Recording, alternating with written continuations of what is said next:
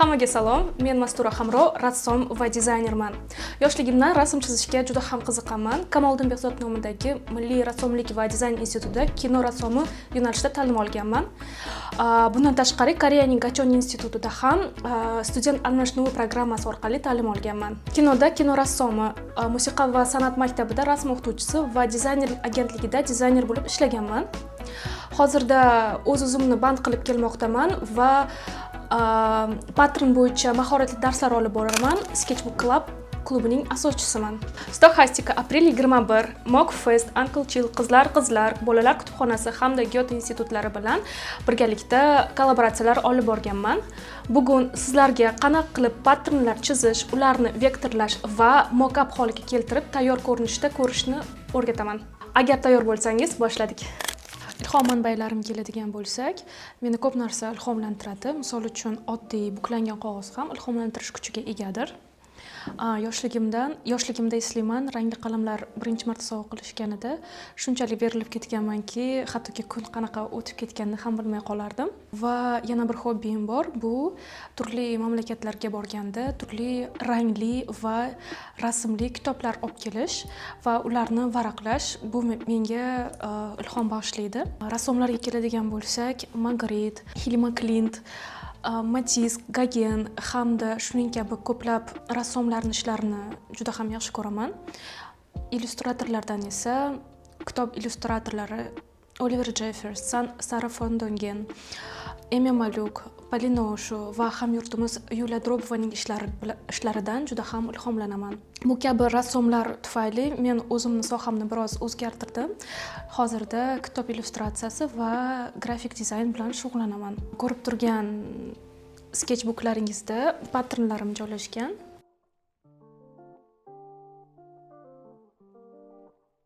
Bu sketchbooklar mening ilhom manbaim hisoblanadi. Bularni olib yurish juda ham qulay, chunki kichkinaligi tufayli siz bilan yo'lda yoki qayerda bo'lishingizdan qat'iy nazar birga bo'ladi va siz o'zingizga kelgan ideyalarni bu sketchbookga tushirishingiz mumkin. Keyinchalik turli proyektlarda bularni vektorlagan holatda ishlataman.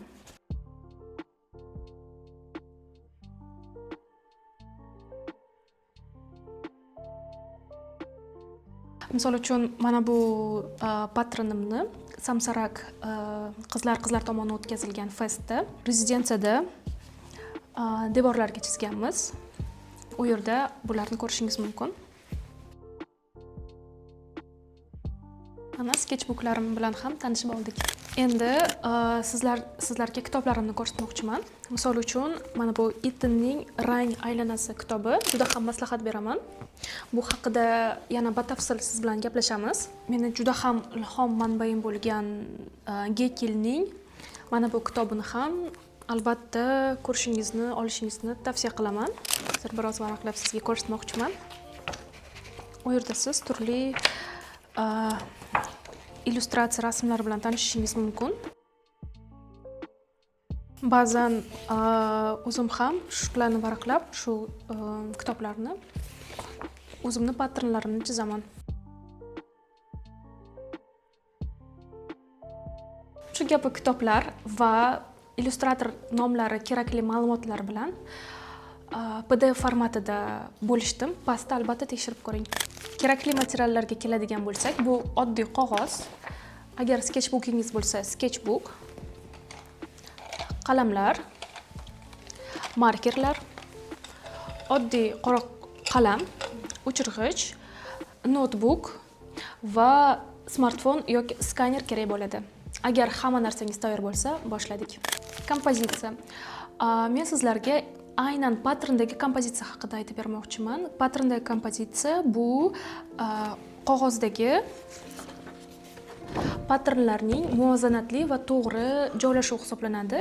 Eng muhimi ritm, asimetriya, simmetriya hamda umumiy muvozanatdir. Agarda siz to'g'ri kompozitsiyada patternni ishlasangiz, siz unda yaxlitlik ko'rasiz va kompozitsiyangiz yanada diqqatni jalb qiladi. Bu juda muhim hisoblanadi. Rangga keladigan bo'lsak, rang ham juda ham muhimdir, aynan patternda.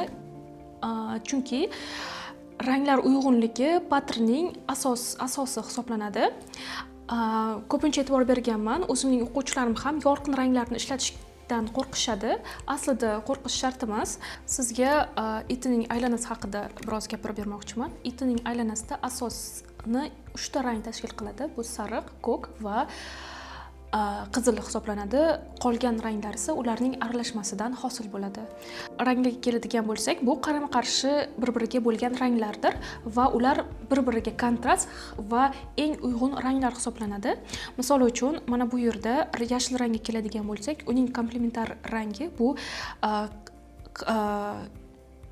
qizil hamda ko'k hisoblanadi. Mana bu holatda ko'rishingiz mumkin. Agarda sizda bunaqa aylana bo'lmasa, xafa bo'lmang, chunki siz uni o'zingiz uy sharoitida chizsangiz ham bo'ladi. Uning uchun sizga sirkul yoki aylana shakl kerak bo'ladi va siz birinchi o'rinda aylana chizib olasiz. Mana xuddi bu yerdagi kabi. Bu birinchisi, aylana chizib olasiz va siz uni birinchi 4 qismga, so'ngra esa 12 qismga bo'lib olasiz. 4 va 12 qism. Mana. Ikkinchisida esa eng asosiy ranglarni joylashtirasiz. Bu qizil, aytganimdek, ko'k hamda sariqdir. Mana joylashtirib oldik. Ular orasida 3 ta rang farqligi bo'lishi kerak. Keyingi etapda esa mana bizda qizil, ko'k va sariq mavjud. Ularni aralashmasidan hosil bo'lgan ranglar bilan to'ldirib chiqamiz va o'zimizning aylanamizni yaratib olamiz. Itining aylanasi. Bu yerga uchburchak chizgan holatda, teng qismda chizgan holatda siz ularning komplementar ranglarini ko'rishingiz mumkin. Endi shakllar haqida gaplashamiz. Itining shakllar haqida ham mana bunday kitobi mavjud. Bu kitobni ham sizga maslahat berib qolaman. Oson tilda gapiradigan bo'lsak, shakllar bu kompozitsiyadagi asosdir. Patternda ham xuddi shu rolni o'ynaydi. Ular ikkiga bo'linadi: geometrik va organik shakllardir. Geometrik shakllar bular biz bilgan uchburchak, to'rtburchak, aylana va hokazolar bo'lsa, organik shakllar esa bu o'simliklar va shunga o'xshagan notekis chiziqlar va shular bo'lishi mumkin. Agarda siz patterningizda geometrik va organik shakllarni to'g'ri, uyg'un ishlata olsangiz, sizning patterningiz yanada qiziqarli va go'zal bo'ladi. Endi siz bilan pattern chizishni boshlaymiz. Namuna sifatida men ba'zi rasmlarni internetdan yuklab olgan holatda chop etdim. Misol uchun, mana bu rasmdan men pattern chizib ko'rmoqchiman. Siz ham kitoblardan yoki bo'lmasam internetdan, tarmoqlaridan turli rasmlarni topib chop etishingiz mumkin va ulardan namuna referens sifatida qo'llanishingiz mumkin. Va bugungi qo'llanmoqchi bo'lgan rasmim, referensim bu mana bu gullardir. Bizga qalam, o'chirg'ich kerak bo'ladi. Aslida pattern chizish uchun akademizm yoki zo'r rasm chizish shart emas. Chunki ularni sodda holatda chizsa ham bo'ladi. Hozir sizlarga buni o'rgataman. Misol uchun, mana bu gullarga qaraydigan bo'lsak, birinchi o'rinda ularni shakliga e'tibor beramiz va ular qaysi shaklga o'xshashligini o'zimiz uchun ajratib olamiz. Misol uchun, menga bular uchburchak shaklida ko'rinmoqda. Demak, men uchburchak chizib olaman. Mana gulim ham tayyor bo'ldi. Yana bitta chizib olsak bo'ladi, boshqacharoq qilib. Misol uchun, ikkinchi gulim, ularga mana bunaqa qilib naqsh ham chizishim mumkin. Qo'shimcha. Endi bu oddiy bo'lib qoldi. Keling, bunga barglar qo'shamiz. Barglar ham turli ko'rinishda bo'lishi mumkin. Misol uchun, mana bunaqa ko'rinishda bo'lishi mumkin. yoki siz shunaqa ko'rinishda chizishingiz mumkin. Bu yerga yana geometrik shakl yetishmayapti. Keling, geometrik shakl ham chizib olamiz. Misol uchun men uchburchak chizib ko'rmoqchiman. Mana uchburchaklar. Ya'ni mana bunaqa ko'rinishda qilib oldim.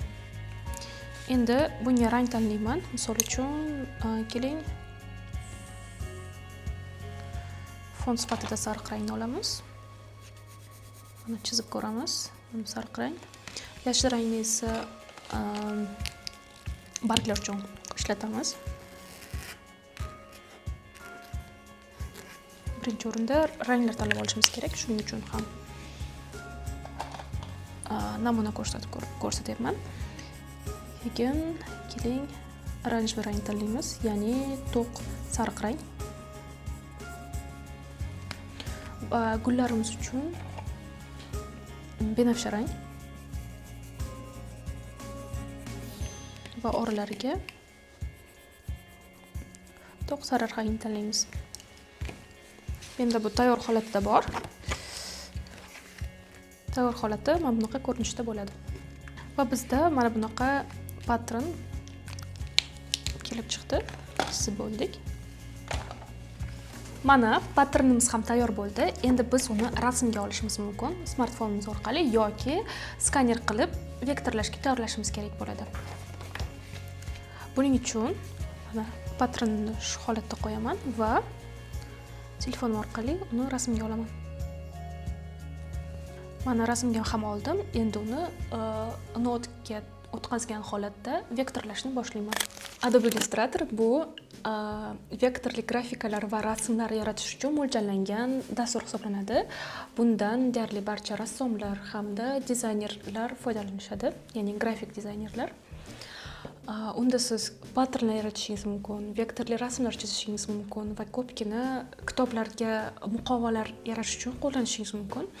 Vektorning afzal jihati shundaki, siz uni xohlagancha kattalashtirishingiz mumkin va bu holatda uning rasmning sifati yomonlashmaydi, ya'ni o'z sifatini saqlab qoladi. Shuning uchun ham patron chizishda men aynan Adobe Illustratordan foydalanaman.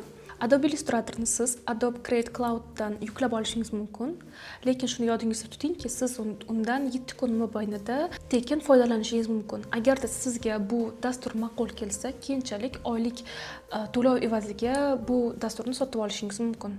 Rasmga olgan patronimizni notebookimizga yuklab olamiz.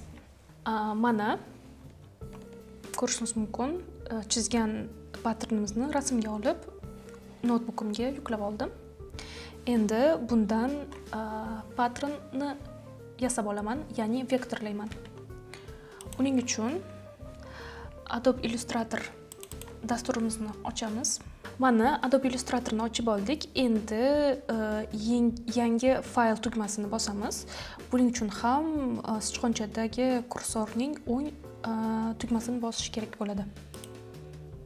Mana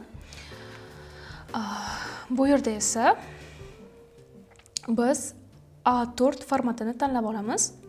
210 ga 297 mm. Mana bu yerda siz sozlamalarda ko'rishingiz mumkin va formatini o'zgartirishingiz mumkin. Rangi keladigan bo'lsak, simikni tanlaymiz. Ranglar haqida ma'lumot beradigan bo'lsam, Illustratorda va boshqa dasturlarda ikki xil rang qo'llaniladi. Bu RGB va simik hisoblanadi. RGB ko'pincha raqamli ishlovlarda ishlatiladi, ya'ni internet yoki bo'lmasam kompyuter uchun foydalaniladi. Simik esa bu chop etish uchun qo'llaniladi. Bu yerda keladigan bo'lsak, yuqori 300 ppi ni tanlaymiz.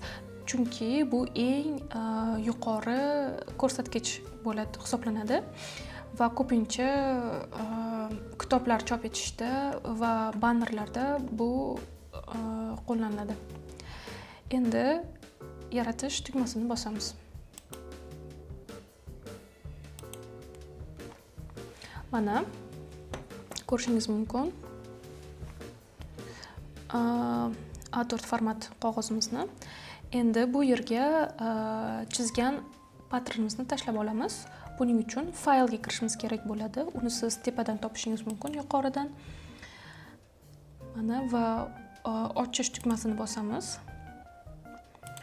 Va rasmga olgan patternimizni yuklab olamiz. Mana bu holatda. Biroz kichraytirib. Aytgancha Alt va sichqonchaning kursorining chap tarafini bossangiz, siz kattalashtirish yoki kichiklashtirish mumkin. Mana bu yerda ko'rishingiz mumkin. Endi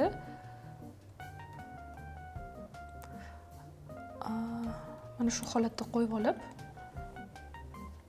vektorlashni boshlaymiz. Uning uchun bizga chap tarafdagi qalam kerak bo'ladi. Qalamni olamiz va chizganimiz bo'yicha, shakli bo'yicha chizib olamiz.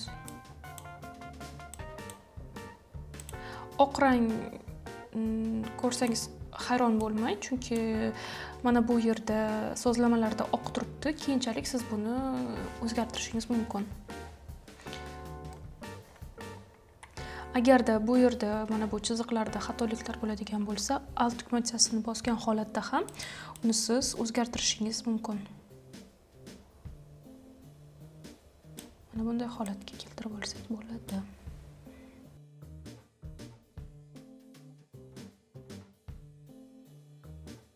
Endi unga keling rang berib olamiz. Bu uchun pipetkadan foydalansak ham bo'ladi. Mana binafsha rangga bo'yab oldik. Endi qolganlarini ham shu ko'rinishda chizib olamiz.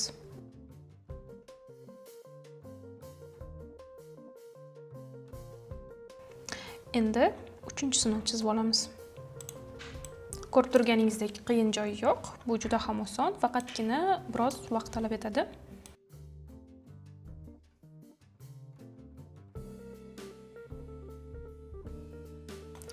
Mana barg yaproqlarimiz ham tayyor bo'ldi.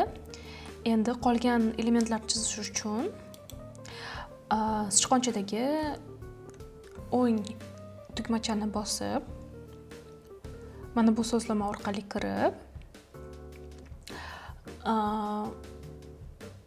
mana bu nuqtani bosamiz, ya'ni oldinga ko'chirish.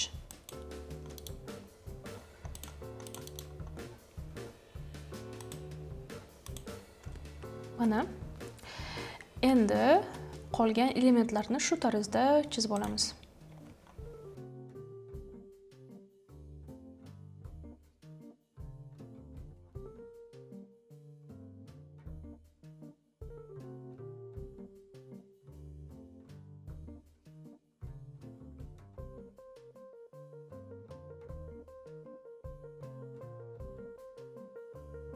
Endi buni to'q sariq rangga bo'yab olaman. Bu uchun pipetkadan foydalanamiz.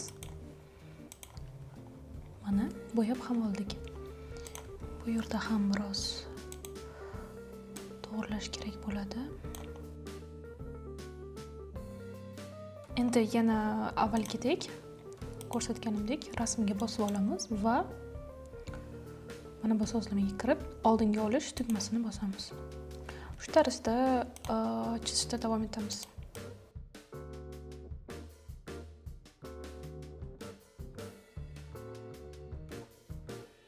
Ko'rib turganingizdek, keyingi ranglar o'zi so'zlamadagidek davom etadi.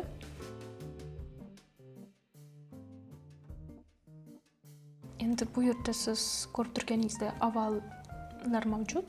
Keling ularni chizib olamiz. Uning uchun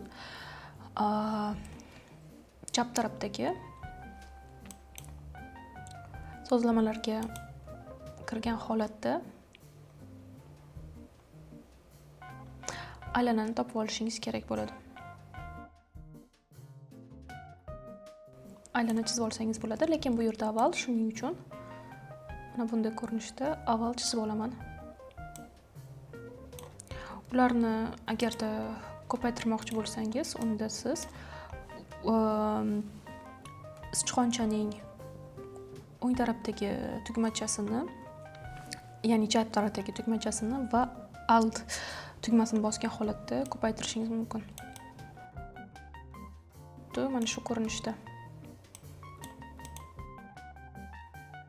Ularni katta kichik holatida o'zgartirishingiz ham mumkin.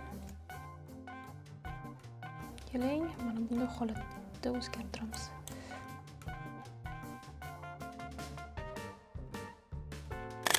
Mana chizib oldik. Endi keling barglar chizamiz. Keling mana bu barglarni chizib olamiz. Uning uchun yana o'sha qalam topib, olib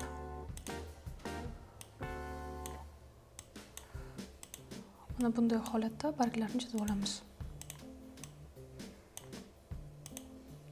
Ular yaxlit bo'lishi kerak, chunki siz ularni har xil shaklda foydalanishingiz mumkin.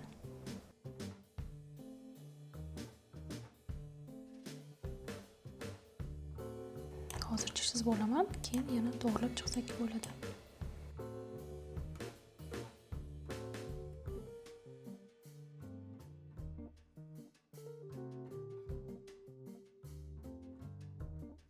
Mana shunday ko'rinishda. Endi buni bo'yab olamiz. Mana va to'g'rilab chiqamiz. Misol uchun mana bu joyni to'g'rilaymiz. O'zingizga yoqmagan joylarini to'g'rilab chiqishingiz mumkin. Bu juda ham oddiy. Ko'rsatganimdek, agarda aylana shaklda bo'lishini xohlasangiz, mana bu yerdan aylana shaklini bosishingiz kerak bo'ladi. Ya'ni tekis emas, aylanaroq shaklda bo'lishligi uchun. Davom etamiz. Barglarimizni to'g'rilaymiz.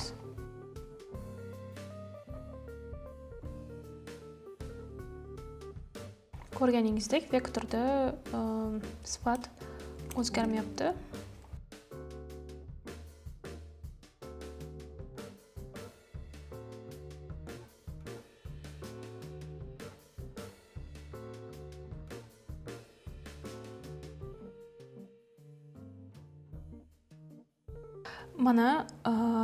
Mana bunday holatda to'g'rilab olamiz. Ko'rib turganingizdek, agarda aynan bir nuqtani to'g'rilamoqchi bo'lsangiz, o'sha nuqtaga 2 marta bosishingiz kerak bo'ladi. O'shanda aynan o'sha nuqta, kerakli bo'lgan nuqta to'g'rilanadi. Misol uchun mana bu nuqtani bosib olib, mana bunday qilib chizib olamiz. Bu barglarimiz biroz kengaytiramiz.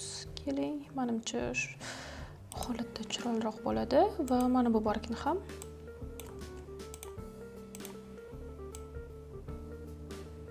mana bu yerlar biroz qalin bo'lib ketibdi. Keling, mana shu joyini ham biroz ingichka holatiga keltiramiz.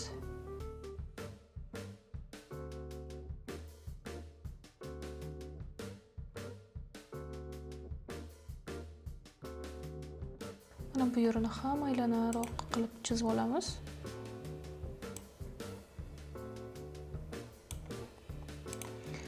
Ko'rib turganingizdek, mana barglarimiz tayyor bo'ldi. Xohlasangiz yana mana bu yerdagi barglarni ham chizib olishimiz mumkin. Xuddi avvalgi ko'rinishda, ya'ni qalam orqali.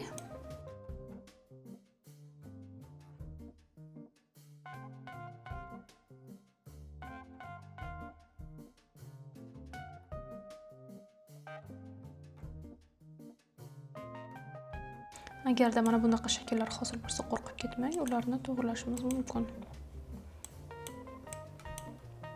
Mana shu holatda ishlashda davom etamiz. Yuqorida aytganimdek, birinchi shunchaki shaklini chizib olishimiz mumkin. Keyinchalik esa unga ishlov bera olishimiz mumkin. Yuqorida aytganimdek, ya'ni mana bunday ko'rinishda yoki chap tarafdagi sozlamalardan ko'rsatkichni tanlab 2 marta bosgan holatda o'zgartirish kiritishingiz mumkin.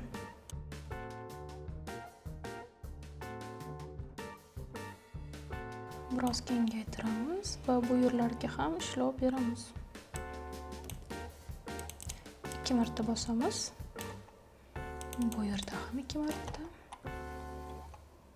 Mana bu yer menga yoqmayapti. Keling o'zgartiramiz shu joyni. Bu tarafni ham o'zgartirsak bo'ladi. 2 marta bosgan holatda va bu yerni tayyor. Endi uchburchak chizamiz. Buning uchun ham qalamdan foydalanamiz va uchburchak chizib olamiz. Uni boshqa rangga o'zgartirish uchun pipetkadan foydalanamiz va kerakli rangni tanlab olamiz. Mana tanlab oldim. Bu rasm bizga kerak emas. Buni uzoqroqqa olib qo'yamiz, kichraytirgan holatda. Va sizda mana bunday shakllar kelib chiqishi kerak bo'ladi. Mana ko'rib turganingizdek, agarda bir-biriga mos kelmasa, siz uni o'zgartirishingiz mumkin. Misol uchun nuqtalar bilan ishlash uchun yuqorida aytganimdek ko'rsatkich sozlamasidan, ko'rsatkichdan foydalanishingiz kerak bo'ladi.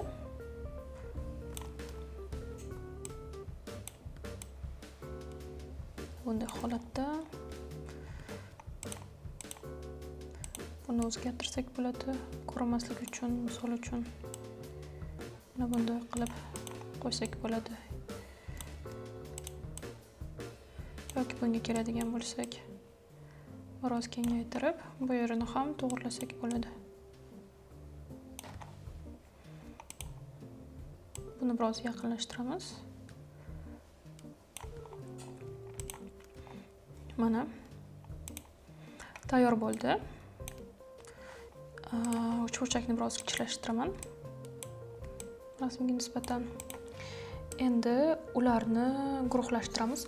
Birinchi o'rinda ularni umumiylashtirishimiz kerak bo'ladi. Keyin sichqonchadagi o'ng kursorni bosgan holatda group, ya'ni guruhlash tugmasini bosamiz. Mana biz ularni guruhlab oldik. Endi keling ularni biroz kichraytiramiz. Mana kichraytirdik. Biz birinchi patternimiz tayyor, ya'ni vektor rasmimiz tayyor. Endi ulardan pattern yasab olamiz. Uning uchun biz guruhga bosamiz. Mana bosib oldik va chap tarafdagi sozlamalardan obyekt so'zini topamiz. U yerga kirsangiz pattern topishingiz mumkin va o'sha pattern tugmasidan make, ya'ni yasash tugmasini topib, uni bosamiz. Mana bosib oldik. Misol uchun menga bu ko'rinish unchalik yoqmayapti. Keling sozlamalar orqali o'zgartirishlar kiritamiz. Misol uchun turlarga kirib siz uni har xil ko'rinishda joylashtirishingiz mumkin. Mana bunday holatda yoki bunday holatda yoki mana bunday holatda. Misol uchun keling mana bu holatni tanlaymiz. Agarda sizga mana bu taraflari yaqin ko'rinadigan bo'lsa, mana bu tugmachani bosgan holatda siz uni uzoqlashtirishingiz yoki yaqinlashtirishingiz mumkin bo'ladi. Mana ko'rishingiz mumkin. Keling mana bu holatni tanlaymiz misol uchun va biroz yaqinlashtiramiz. Mana pastdan esa siz uni yanada ko'proq ko'paytirishingiz mumkin yoki aksincha kamaytirishingiz mumkin. Misol uchun 5 ga 5 yoki 7 ga 5 har xil ko'rinishda. Agarda sizga pattern ma'qul kelsa, unda siz done, ya'ni tugallash tugmasini bosishingiz kerak bo'ladi. Mana hayron bo'lmang, qayerga yo'qolib qoldi patternim deb. Siz uni mana bu tugmachadan topishingiz mumkin, ya'ni to'ldirish tugmachasidan. Keling buni bir chetga olib qo'yamiz va fon chizib olamiz. Uning uchun bizga to'g'ri to'rtburchak kerak bo'ladi. To'g'ri to'rtburchakda to'g'ri to'rtburchak chizib, unga rang beramiz. Misol uchun sariq rang tanlaymiz. Xuddi avval aytganimdek, pipetkadan foydalanishingiz mumkin yoki bo'lmasam 2 marta to'ldirish tugmasini bosib boshqa bir rang tanlashingiz mumkin. Keling, biroz ochiqroq rang tanlaymiz. Mana tayyor. Endi pattern yasashni boshlaymiz. Uning uchun to'ldirish tugmasiga yana bir bora bosamiz. Mana bu yerga kirib bosishingiz kerak bo'ladi. U yerda bizning patternimiz tayyor holatda turgan bo'ladi va siz o'sha pattern knopkasini bosasiz, ya'ni tugmasini. Bosdik. Mana to'ldirish tugmasida bizning patternimiz turibdi. Endi yana o'sha to'g'ri to'rtburchakni tanlab patternimizni chizib olamiz. Mana patternimiz ham tayyor bo'ldi. Biz uni vektor ko'rinishga keltirib oldik. Mana patternimizni chizib ham bo'ldik. Endi uni yuklab olishni o'rganamiz.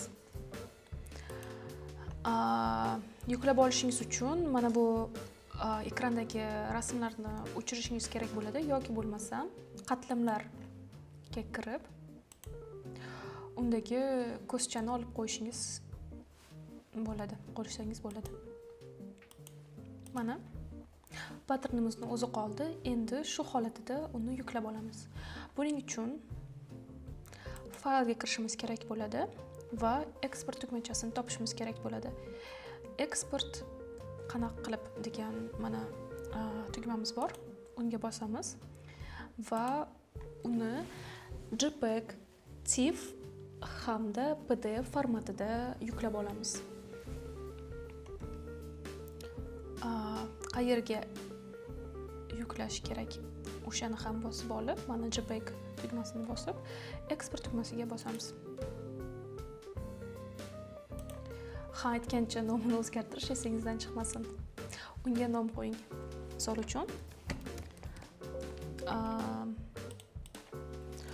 uchun pattern 1 yoki pattern gul patroni deya qolaylik. Gul pattern misol uchun va eksport qilamiz. RGB ni tanlayman, chunki JPEG holatida men raqamli ravishda qo'llanaman. Sifatiga keladigan bo'lsak, 10 ni tanlashni maslahat beraman. Bu eng maksimum sifat hisoblanadi. Mana bu yerda yana 300 ppi ni tanladi. Bu ham sifat belgisidir. OK knopkani bosamiz, ya'ni yuklab oldik.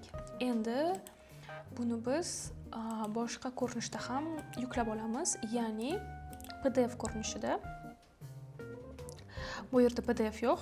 Hozircha keling TIFF formatida yuklab olamiz. Yana o'sha yozgan, xuddi o'sha so'zlarni yozib olamiz. Gul. Misol uchun pattern. Mana tayyor. Va yana eksport qilamiz. Bunda men SMIC tanlayman, chunki TIFF yuqori sifatli hisoblanadi va ko'pincha kitob chop etishda va boshqa bannerlar chop etishda ko'pincha TIFF formatidan qo'llaniladi. Yuklanmoqda. Yuklab oldik. Endi PDF va Adobe Illustrator ko'rinishida yuklab olmoqchi bo'lsangiz, unda siz yuklab olish tugmasini topib bosishingiz kerak bo'ladi. Eksport emas, ya'ni yuklab olish. Mana bosdik. Va bu yerdan biz PDF ni tanlaymiz va yana o'sha pattern nomimizni yozamiz, ya'ni gul pattern. Mana yozib oldim va yuklab oldim. Bu yerdan ham siz o'zingizga ma'qul kerakli bo'lgan sozlamalarni tanlab olishingiz kerak. Mana save PDF, ya'ni PDF ko'rinishida yuklab olish.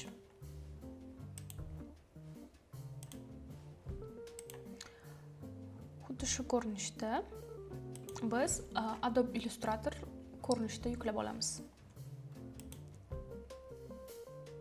KPS ko'rinishda, SVG ko'rinishda ham mumkin. Keling biz Adobe Illustrator ko'rinishida yuklab olamiz, chunki kelajakda siz bu patternga o'zgartirishlar kiritishni xohlashingiz mumkin. O'shanda siz bemalol mana shu Illustratorga kirib o'zgartira olasiz. O'sha uchun yuklab olishingiz kerak. Nechinchi yilga Illustrator yuklab olishni mana bu yerda versiyadan topib tanlashingiz mumkin. Mana yuklab oldik va bizga endi bu dastur kerak emas. Keling, mana bunday qilib o'chirib olamiz.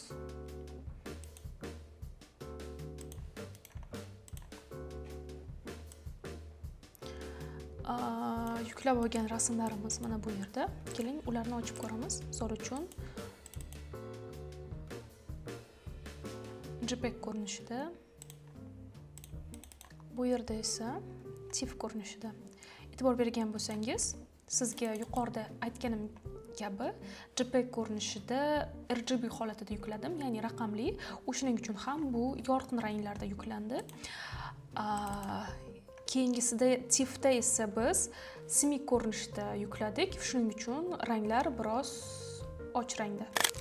Mana rasmlarimizni yuklab oldik. Endi ularni tayyor ko'rinishga keltirib olamiz. Buning uchun biz mockuplardan foydalanamiz. Mockuplar bu maketlar hisoblanadi. Misol uchun siz birorta bir logotip yoki dizayn qilsangiz, uni tayyor holatida ko'rsatmoqchi bo'lsangiz, ya'ni qanaqa ko'rinishi mumkinligini siz mockuplardan foydalanasiz. Buning uchun biz mockup yuklab olishimiz kerak bo'ladi. Siz mockuplarni, ya'ni maketlarni internetdan yuklab olishingiz mumkin. Buning uchun sizga FreePic nomli web sahifasini maslahat beraman. U yerda siz tekin holatda 5 tagacha kuniga rasm yuklab olishingiz mumkin yoki mockup. Agarda siz unga a'zo bo'lsangiz, unda sanoqsiz ravishda mockup yuklab olsangiz bo'ladi. Mockup yuklab oldim. Yana bir muhim narsani aytib o'tmoqchiman. Agarda siz mockup yuklab olmoqchi bo'lsangiz, albatta PSD formatida, ya'ni Photoshop formatida yuklab oling. Bu sizni smart obyektlarda ishlashingiz uchun kerak bo'ladi. Smart obyekt haqida Photoshopga kirganimizdan keyin tushuntirib beraman. Mockupdan ayniqsa prezentatsiya uchun ham foydalansangiz bo'ladi. Mana biz ochib oldik. Endi dizayn tugmasini bosib, mana bu joyda bosamiz. Bu yerda biz smart obyektni ko'rishimiz mumkin. Mana bu yerda yozilgan smart obyekt deb, unga 2 marta bosamiz va ok tugmachasini bosamiz. Mana kirib oldik. Smart obyekt bu nima? Smart obyekt bu qutichaga o'xshaydi va siz unga rasm joylashtirsangiz bo'ladi. Uning afzalligi shundaki, smart obyektda rasmingiz o'z sifatini yo'qotmaydi va o'zini holatida saqlanib turadi. U daftar ko'rinishini oldi. Endi keling fonini o'zgartiramiz. Foniga 2 marta bossangiz, sizda ranglar chiqadi. Mana ranglar va siz u yerdan rang tanlashingiz mumkin. Keling, mana bunaqa to'q yashil rangni tanlab olamiz.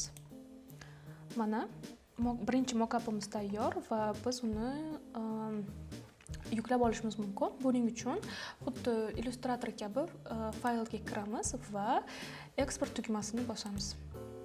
Uni har xil ko'rinishda yuklab olishingiz mumkin. Men bu ko'rinishda yuklab olaman, ya'ni PNG. Endi siz mana bu yerda uni ko'rishingiz mumkin. Mana bunaqa holatda. Shu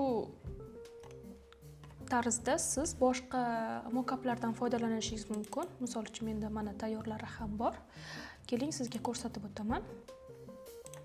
Misol uchun mana ko'rishingiz mumkin. Bu yerda ham men mockuplardan va o'zim yasagan patternlardan foydalanganman.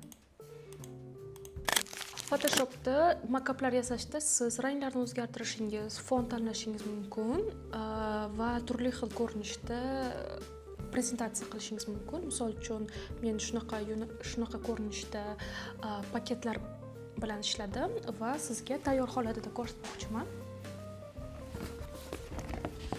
Mana bu yerdagi patternlarni men avval sizga ko'rsatganimdek birinchi Adobe Illustratorda chizib olganman. Keyin buyurtmachimga mockup ko'rinishda ko'rsatib, tasdiqlatganimdan keyin chop etishga topshirganman. Mana mahoratli darsimiz o'z nihoyasiga yetdi. Bu darsda siz patternlarni qanaqa qilib chizish va ularni vektorlash va mockup ko'rinishda ko'rsatishni o'rgandingiz. Uyga vazifa sifatida men sizga mana shunday oddiy bir pattern chizib ko'rishni vazifa qilib topshiraman. Agarda sizda savollar yoki uyga vazifani bajargan bo'lsangiz, pastdagi qizlar pochtamizga o'z xabarlaringizni yuborishingiz mumkin. Sizga darsim ma'qul keldi degan umiddaman. Ko'rishguncha.